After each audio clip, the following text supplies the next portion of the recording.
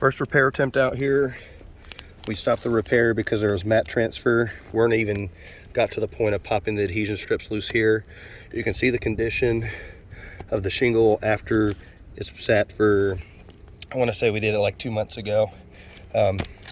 Just not repairable. All the shingles are going to mimic that when we try to repair them. We're out here again to do another one right here.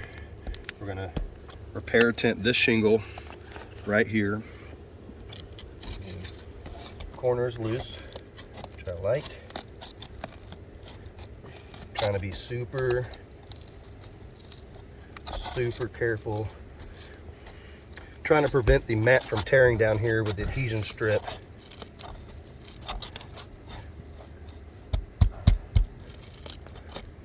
I don't know if it's tearing or if we're separating at this point.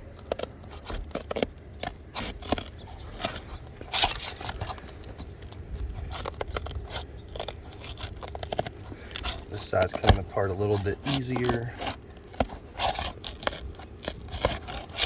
All right, so I've popped this adhesion strip to change this shingle, which means I'd also have to pop this one and these up here to remove the nails in this shingle. Let's inspect the matting.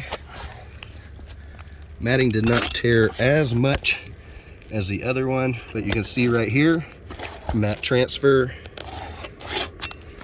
And then let me even just try to get it up to where I can even re-nail and nail in.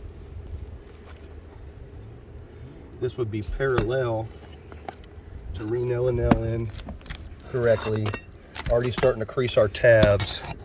You can hear the membrane ripping, but we will continue to see if we can separate.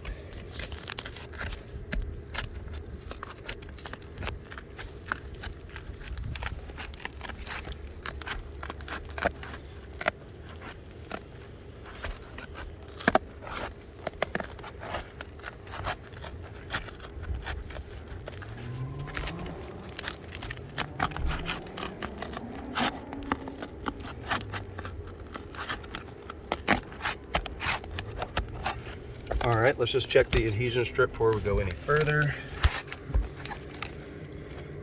Same mat transfer. All this is mat transfer. We got it actually, here's a good example, pulling the mat up from the bottom one.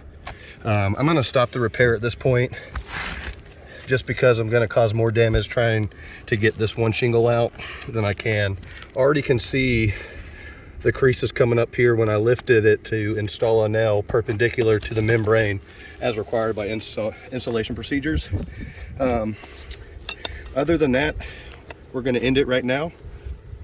Thank you so much.